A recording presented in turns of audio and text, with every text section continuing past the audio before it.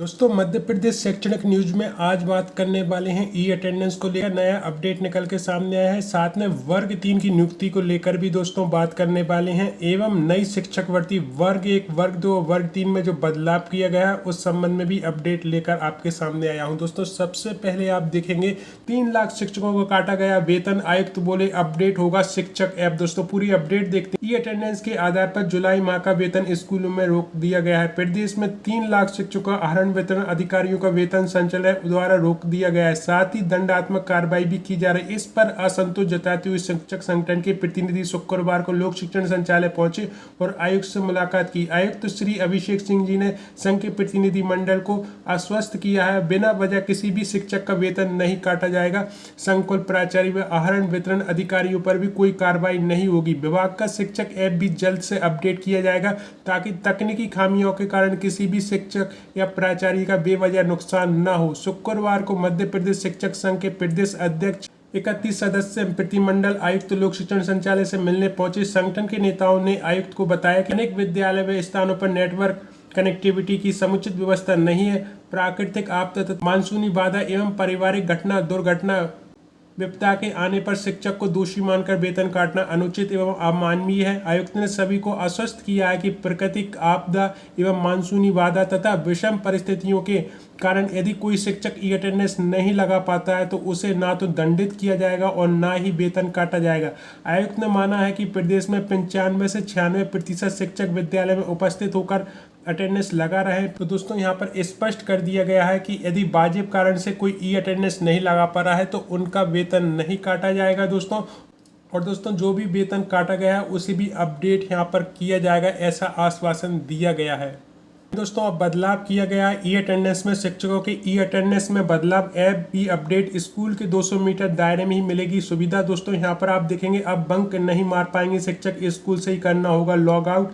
विभाग का उद्देश्य उन शिकायतों पर रोक लगाना है जिनमें शिक्षक स्कूल में उपस्थिति दर्ज करने के बाद समय से पहले ही लौट जाते हैं और निर्धारित समय पर घर से ही लॉग आउट कर देते हैं। विभाग से बाहर मिलती है। स्पष्ट है कि शिक्षक पूरे समय विद्यालय में मौजूद नहीं रहते हैं।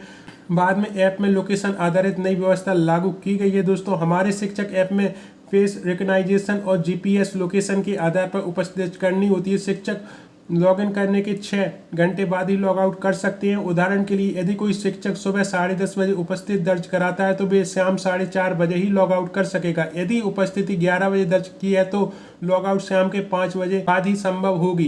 नई व्यवस्था 2 पाली वाले स्कूलों में लागू की गई है। दोस्तों यहाँ पर आप देखेंगे नई व्यवस्था में सबसे अधिक प्रभाव उन शिक्षकों पर पड़ेगा जो ग्रामीण क्षेत्रों के स्कूलों में पदस्थ हैं लेकिन शहरों में निवास करते हैं। पहले वे स्कूल में उपस्थिति दर्ज कराकर वापस घर लौट आते थे और वहीं से लॉग आउट कर देते थे। दोस्तों दूसरी ओर बात करें दोस्तों तो इसमें कुछ विसंगतियां भी निकल के सामने आई है। यहाँ पर आप देखें काफी देर बाद मोबाइल में ई अटेंडेंस लगाने में बीतता जाता है समय। शिक्षक स्कूल में ऐप बता रहा है 9000 किलोमीटर दूर। देश के नीचे परिसर भी नजर आ रहा है लेकिन इसके बाद भी ऐप लिख रहा है कि आप स्कूल से 8 से 9000 किलोमीटर दूर हैं। ऐसे में शिक्षकों की अटेंडेंस नहीं लग रही है और जब अटेंडेंस नहीं लग रही तो वेतन भी नहीं मिलेगा। दोस्तों तो ऐसी विसंगतियां भी सामने आ रही है जिस ओर जो है प्रशासन को ध्यान देना चाहिए। वहीं दोस्तों वर्ग 3 की अभी तक नियुक्ति नहीं हुई है। जैसे कि आप देख रहे हैं रिजल्ट आए बीते 6 माह, नियुक्ति पाने भटक रहे अभ्यर्थी। पूरी अपडेट देखते हैं दोस्तों। तो परीक्षा परिणाम घोषित होने के करीबन 6 माह बाद भी स्कूल शिक्षा विभाग के चयनित प्राथमिक शिक्षक को नियुक्ति नहीं दे पाया। इसके पीछे क्या कारण है विभाग भी स्पष्ट तरीके से जवाब देने को तैयार नहीं। अक्टूबर 2025 में आयोजित प्राथमिक शिक्षक चयन परीक्षा वर्ग 3 का परिणाम 27 फरवरी 2026 को घोषित किया गया था लेकिन अब तक दस्तावेज सत्यापन, काउंसलिंग एवं नियुक्ति प्रक्रिया शुरू नहीं हो सकी है। इसमें हजारों चयनित अभ्यर्थियों में निराशा और आक्रोश है। चयनित अभ्यर्थियों ने बताया कि करीबन 13,089 पदों के लिए आयोजित की गई थी जिसमें लगभग 1,06,000 अभ्यर्थियों ने भाग लिया था। वर्तमान में भर्ती प्रक्रिया 7.7 कंडिका से जुड़े न्यायालय प्रकरण के कारण प्रभावित है। उनके अनुसार विशेष डीएलएड से संबंधित विकल्प पर दावा करने वाले लगभग 14,000 अभ्यर्थियों में मेरिट सूची में करीबन 781 अभ्यर्थी का चयन हुआ जिसके संबंध में न्यायालय में मामला विचाराधीन है। कुछ अभ्यर्थियों ने इससे जुड़े विवाद को खामियाजा 12,000 से अधिक सामान्य डीएलएड से चयनित निर्दोष अभ्यर्थियों को भुगतना पड़ रहा है। चयनित अभ्यर्थियों का कहना है कि शिक्षा विभाग द्वारा उनकी समस्याओं के समाधान के लिए अभी तक कोई ठोस कदम नहीं उठाए गए। कई निजी विद्यालय भी उनकी नियुक्ति देने से बच रहे हैं, क्योंकि आशंका रहती है कि सरकारी नियुक्ति होते ही अभ्यर्थी 20 सत्र में नौकरी छोड़ देगा। ऐसे में अनेक चयनित अभ्यर्थी ना तो सरकारी सेवा ज्वाइन कर पा रहे हैं और ना ही निजी क्षेत्र में स्थायी रोजगार प्राप्त कर पा रहे हैं। चयनित अभ्यर्थियों के अन्य प्रतिनिधि ने बताया है कि मध्य प्रदेश की प्राथमिक शिक्षक चयन परीक्षा का विज्ञापन जुलाई 2025 के प्रथम सप्ताह में जारी हुआ था। विज्ञापन जारी हुए लगभग 1 वर्ष बीत गया, लेकिन अभी तक दस्तावेज सत्यापन, काउंसलिंग एवं नियुक्ति की प्रक्रिया प्रारंभ नहीं की गई है। दोस्तों, आप स्वयं जानते हैं दोस्तों, हाईकोर्ट के दिशा निर्देश हैं कि जो भी लिस्ट बनाई गई है उसे फिर से अपडेट किया जाए दोस्तों। और इसी संबंध में जो है आरसीआई से विशेष डीएलएड वालों को फिर से डॉक्यूमेंट्स अपलोड करने पड़े और फिर से उनका जो है डॉक्यूमेंट वेरिफिकेशन किया जाएगा दोस्तों, जिसके बाद आपकी जो लिस्ट है वो फिर से अपडेट की जाएगी, जिसमें नए नाम भी जुड़ सकते हैं दोस्तों। उसी के बाद आपकी ज्वाइनिंग प्रक्रिया शुरू हो सकती है दोस्तों। तो बहरहाल इसका खामियाजा सभी को भुगतना पड़ रहा है और ये जो है 6 महीने का एक बहुत बड़ा इंतजार होता है दोस्तों। इस संबंध विभाग को जल्द से जल्द निर्णय लेना चाहिए, जिससे कि जो हमारे विद्यार्थी हैं उन्हें जल्द से जल्द ज्वाइनिंग मिल सके दोस्तों, क्योंकि ये भी बहुत गंभीर विषय है कि अभी तक ज्वाइनिंग नहीं मिल पाई दोस्तों। कारण बहुत से हो सकते हैं, लेकिन निराकरण जो है हमारे शिक्षा विभाग को ही करना होगा, जिससे कि चयनित अभ्यर्थियों को उनका हक मिल सके। इस विषय में आप क्या सोचते हैं, कमेंट बॉक्स में अपनी राय जरूर रखें। वहीं दोस्तों, वर्ग 1, वर्ग 2, वर्ग 3 की परीक्षा की बात करें तो अब नया नियम लागू हो रहा है दोस्तों। यहाँ पर यदि आप देखेंगे तो सरकारी शिक्षकों के लिए स्कोर कार्ड की वैधता 2 वर्ष। नई व्यवस्था के तहत सरकारी स्कूल में शिक्षक बनने के लिए जारी स्कोर कार्ड की वैधता 2 वर्ष तक रहेगी। यदि इस अवधि में अभ्यर्थी की नियुक्ति नहीं मिलती है तो उसे दोबारा परीक्षा देनी होगी।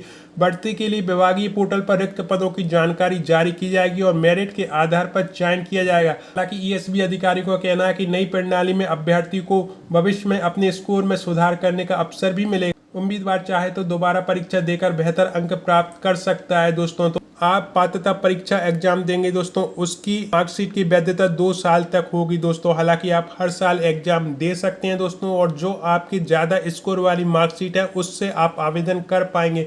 यहाँ पर यदि आप देखेंगे तो निजी स्कूल में भी पात्रता परीक्षा अनिवार्य है। निजी स्कूलों में भी अब केवल पात्रता परीक्षा पास अभ्यर्थी की ही नियुक्ति की जाएगी। हालांकि निजी स्कूल किसी भी वर्ष की पात्रता परीक्षा उत्तीर्ण उम्मीदवार को नियुक्त कर सकेंगे। निजी स्कूलों के लिए स्कोर कार्ड की वैधता आजीवन रहेगी दोस्तों। यहाँ पर आप देखेंगे तो श्री के द्विवेदी संचालय लोक शिक्षण संचालय, उनका भी वक्तव्य आया कि शिक्षक भर्ती के लिए सिर्फ पात्रता परीक्षा ही कराई जाएगी, चयन परीक्षा नहीं। इसके लिए तैयारी लगभग पूरी हो गई है, जल्द ही ये व्यवस्था लागू कर दी जाएगी। तो दोस्तों, आपका जो मेन सब्जेक्ट है उस पर फोकस बनाए रखें। बहुत जल्दी ईएसबी अपना कैलेंडर जारी करने वाला है, वो बहुत जल्दी आपको नोटिफिकेशन देखने को मिलेगा। शिक्षक भर्ती से आपके जुड़े कोई सवाल हो तो कमेंट बॉक्स में जरूर लिखें, मैं अगले वीडियो में जरूर के लिए करूंगा। आपको मेरी मेहनत अच्छी लगी हो तो इस वीडियो को लाइक और शेयर जरूर करें, और जिन भाई बहनों ने अभी तक हमारा चैनल सब्सक्राइब नहीं किया प्लीज सब्सक्राइब करें, क्योंकि अक्सर ऐसी वीडियो मैं लाता रहता हूँ। आपने इस वीडियो को देखने के लिए इतना समय निकाला, उसके लिए दिल से धन्यवाद।